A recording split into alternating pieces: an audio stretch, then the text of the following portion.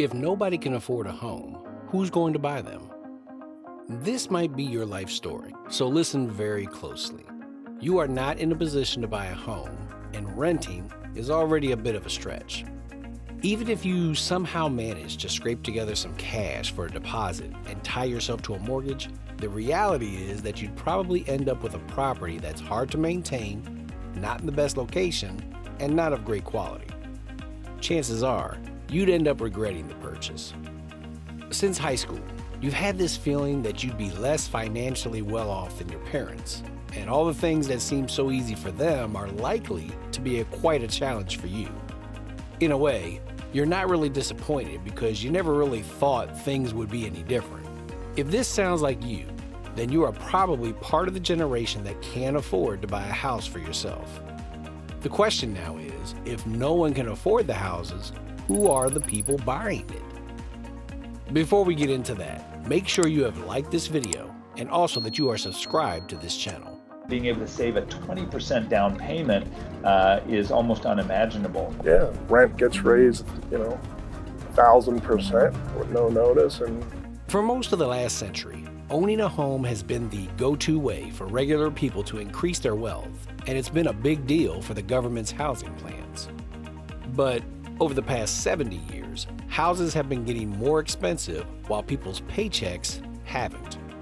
This has created a problem where it's tough for many folks to find affordable places to live in big cities, and it's made wealth and racial inequality even worse. According to data from the U.S. Census, in just 2 generations, more people in the U.S. have become homeowners by about 20%. However, young people today are finding it way harder to buy homes compared to their parents when they were the same age. In places like San Francisco and New York, home prices and rents have been going up by around 2.5% every year on top of inflation since 1950. And that's made housing costs 4 times what they used to be back then. Homelessness is also on the rise, like we haven't seen since the Great Depression. Housing, student loans, and health insurance have all fallen into a bit of a free market trap. Here's the deal. In education and to stay healthy, right? So, people are willing to shell out a pretty penny for these basic necessities. Back in 1950, the average home price was only 2.2 times the average yearly income. But by 2013, just a few years after that big housing market crash, median home prices have skyrocketed to 3.7 times the average income.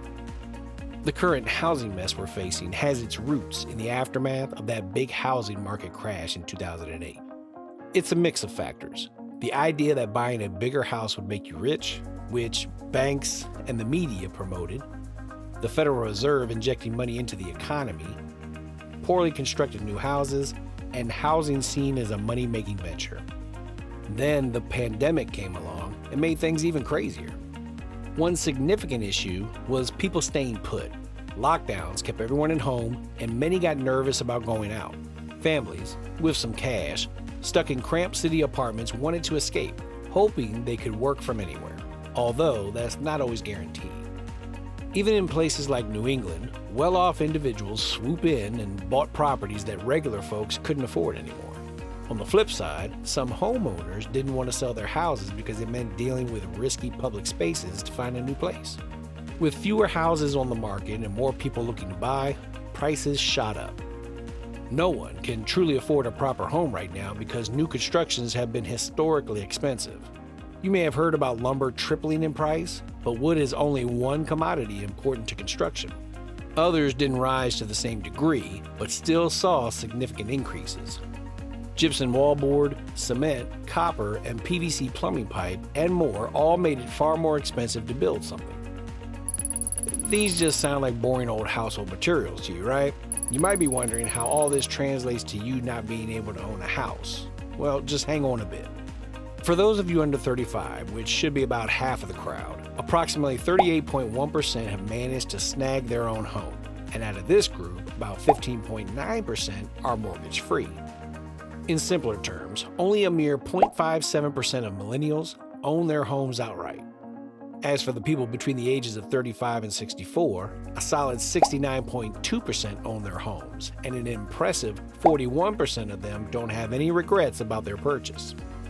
The root cause of these sky-high home prices can be attributed to a severe shortage of available homes. Quite simply, there just aren't enough houses to go around.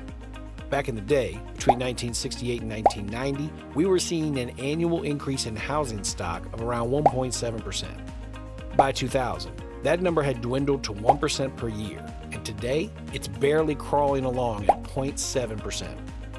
To put it plainly, after accounting for unaccompanied homes and those falling apart, we're actually losing homes year by year.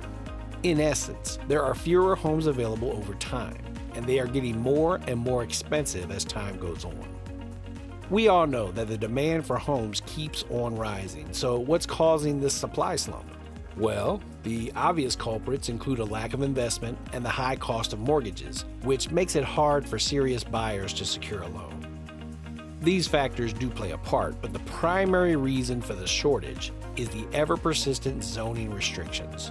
At all levels of government, there's a strong preference for single-family, low-density housing.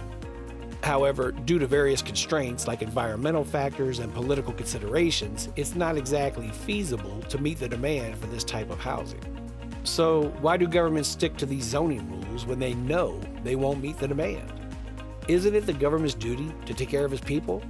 You'd think that governance would benefit from soaring costs, housing shortages, overcrowding, and homelessness. This is where things get a bit sketchy. Politicians and elected representatives across the country are under immense pressure, not only to maintain home prices, but also to ensure they keep climbing. Nearly 2/3 of constituents have taken out a mortgage. This means that their homes are both their most valuable asset and their most significant financial burden. Any changes in loan terms can lead to serious issues like excessive exposure, foreclosures, and evictions.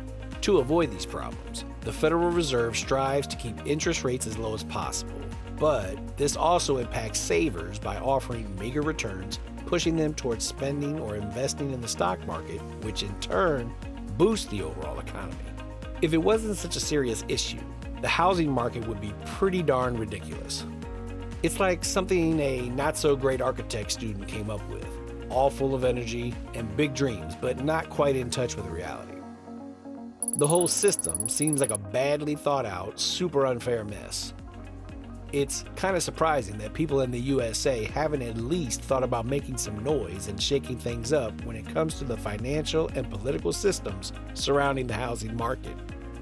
Looking at it purely from an economic angle, government-built housing could potentially be a real financial jackpot if done right. The people in charge have all the fancy data that helps them predict housing needs for like a gazillion years ahead. They also have access to a ton of cash through those international bond markets, which is kind of like a money fountain. They could even make industries focus on building houses for them, and if they want some land, they can just take it.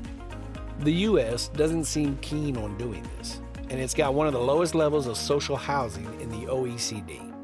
Ideology is probably the reason behind it, but there are some practical factors at play too. If there were tons of cheap, high-quality housing available, the value of houses would drop like a rock. That'd mean about 2/3 of the workforce losing their wealth, so this easy fix doesn't seem so great.